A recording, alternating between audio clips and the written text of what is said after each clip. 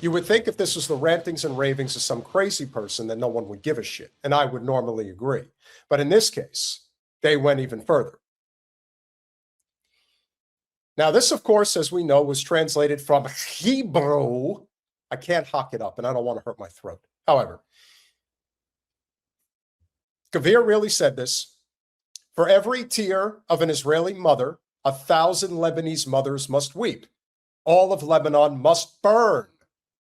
Now, I would think after saying that, you really don't need to say anything else. But he kept going. With all due respect to the Americans, there is no respect for the Americans. Israel must make it clear to the entire world that the blood of our sons and the security of our citizens are not forfeit. All of Lebanon must burn.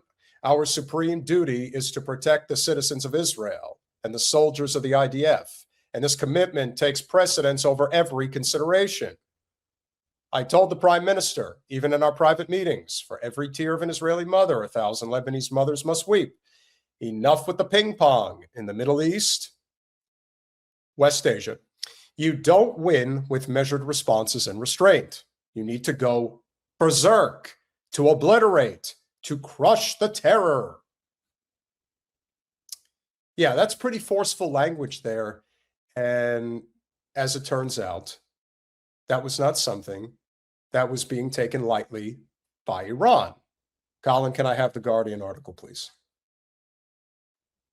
Iran says it is closing the Strait of Hormuz over Israeli strikes in Lebanon. Unclear if threat has been carried out, if move will jeopardize talks with U.S. scheduled for Sunday. It is now Sunday where they are, so who the hell knows what's happening at this moment.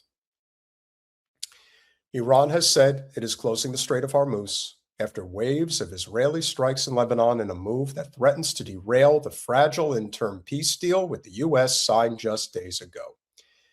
The Islamic Revolutionary Guard Corps warned ships not to approach the strategic waterway, which before the war carried a fifth of global oil and liquid gas supplies, citing what it called Israeli crimes in Lebanon and a U.S. violation of commitments to establish a ceasefire there.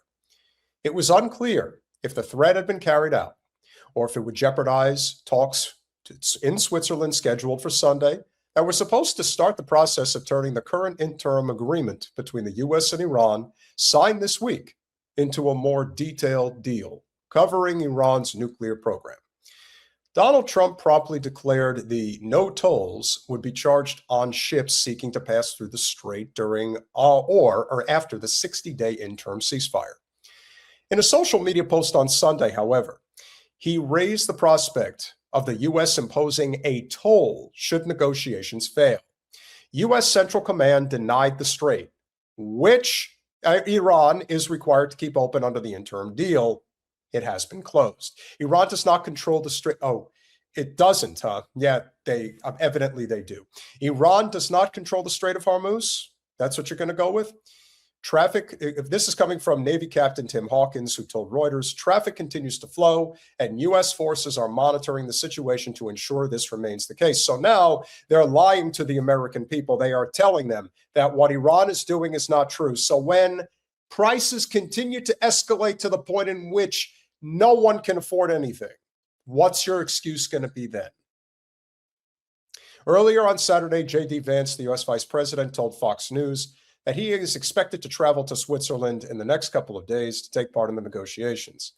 Pakistan, the key mediator, said that talks would go ahead, and reports from Tehran suggest that a delegate of top officials has left Iran to participate in the negotiations. The continuing hostilities in Lebanon between Hezbollah, which has close ties to Iran, and Israel have emerged as the main challenge to the New Deal to end the war in the Gulf. Israeli strikes on southern Lebanon on Saturday killed at least 16 people. Local authorities said, despite reports of a renewed ceasefire aiming to end the continuing clashes. Lebanon's Civil Defense Agency said its personnel transported 16 dead and 12 wounded to a hospital, adding that they had been working since the early morning hours in the Nablus district. The interim agreement calls for a cessation of hostilities on all fronts, including Lebanon. It has been fiercely criticized by Israeli ministers. officials and commentators who argue that it stops Israel countering threats posed by Hezbollah. The Israeli military said it was striking Hezbollah targets in response to overnight projectile launches from the Lebanese militant organization. As it has been proven, that is a lie. Those were false flags perpetrated by Israel, claiming that it was Hezbollah, and hence why we're here. Violence flared on Friday after 4 Israeli soldiers, including a senior officer, were killed when a tank was hit by Hezbollah, which said the strike had come after Israel broke a previous ceasefire agreement by advancing. Now, we all know that the case of, let's say, October 7th, and we know for certain that it was a false flag, much like 9/11, that it was perpetuated by its own government in conjunction with dishonest actors for the purpose of expanding their military, political, and social control. This should come as no surprise. This is exactly what we expected, and they're not fooling anybody. The Israeli attacks that followed killed 83 people, local authorities said, across southern Lebanon and the Bekaa Valley. Just think, every day. The exact status of the new ceasefire report to have come into effect locally on Friday evening was unclear. In public statements, Hezbollah has said it will abide by a ceasefire if Israel does. Yeah, that's not happening. But has not said a ceasefire is actually in place. Hassan Fadallah, a Hezbollah parliamentarian in Lebanon, said his group has the right to respond to Israeli attacks. They do. There is a talk of ceasefire for us. What concerns us is that the enemy fully doesn't attempt to attack our country and villages or seek to occupy any new position. The most recent round of war between Hezbollah and Israel began days after the U.S. and Israel launched strikes on Iran on February 28th, with Hezbollah firing rockets and drones at civilian communities in northern Israel, and Israel seizing and occupying large swaths of southern Lebanon to establish a buffer zone. The continuing violence and diplomatic back and forth over the planned talks between Iran and the U.S. have fueled skepticism that the definitive end could be found for a regional war that has killed at least 7,000 people that we're aware of, sent energy prices soaring, and threatened global economic chaos. Look, economic global chaos has already been threatened, but as we know, we haven't even seen just how much worse this is going to get. Supply chains take time to catch up as far as pricing is concerned. So the worst is yet to come. It will get worse. And now, because of this latest setback, it will get even worse.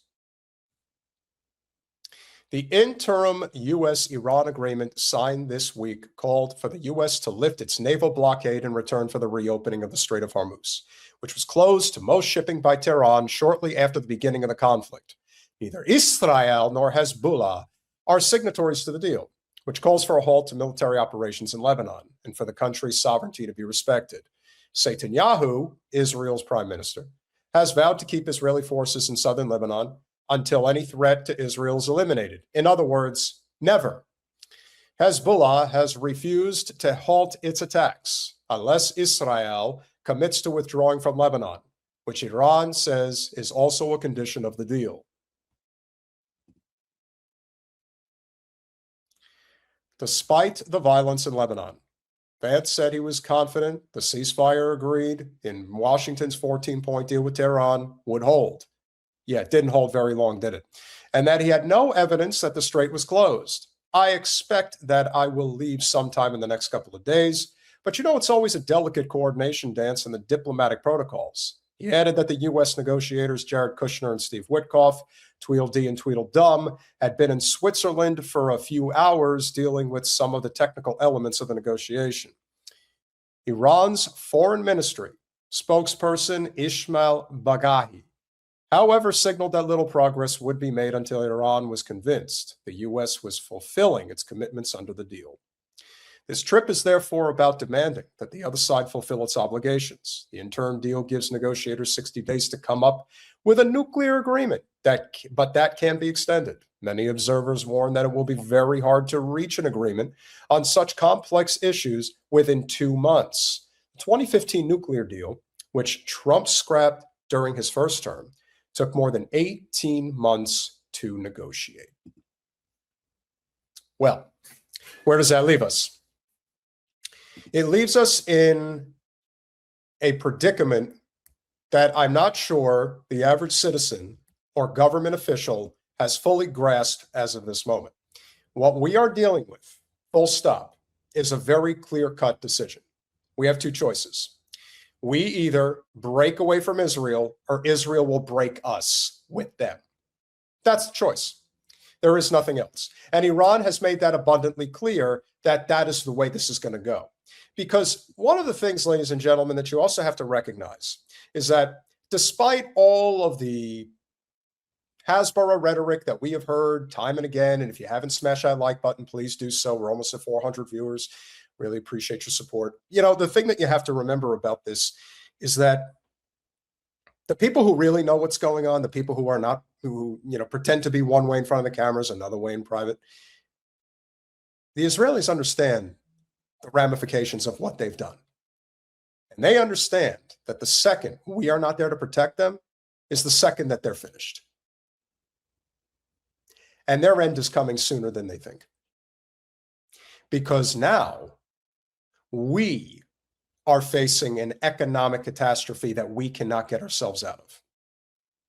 All of those years, congressional session after congressional session, we allowed laws to be written in favor of not just the rich, but the super rich and powerful and all world knowing and controlling entities that run our country and the world.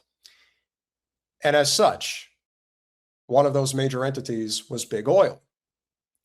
And because of our attachment to fossil fuels and the lack of detachment to clean energy like nuclear, solar, wind, geothermal, hydro, and the like, has resulted in our energy grid being so outdated compared to others, like China, even Russia, obviously a lot of Europe, especially Germany, Japan, Australia, and the like. And what's the lesson? The lesson is we're basically fucked. And so now we have to make a choice. As a nation, we have to make a choice. It's either Israel or it's us. Iran has made it clear. Israel's actions are no longer tolerated, and they are on their own, unless we want to go with them. I don't want to go with them. Whatever happens to them once they are no longer within our crosshairs,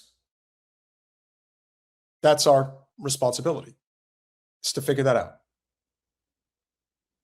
But here I say today, and I say to everybody, and I cannot be more clear about this, Israel has met its match because we've met our match. Iran holds the key, and history has always shown that the same pattern repeats itself.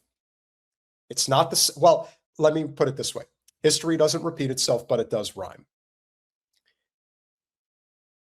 The US dollar is being debased, and our military has overexpanded as bad as any in history. Genghis Khan, the Roman Empire, you name it.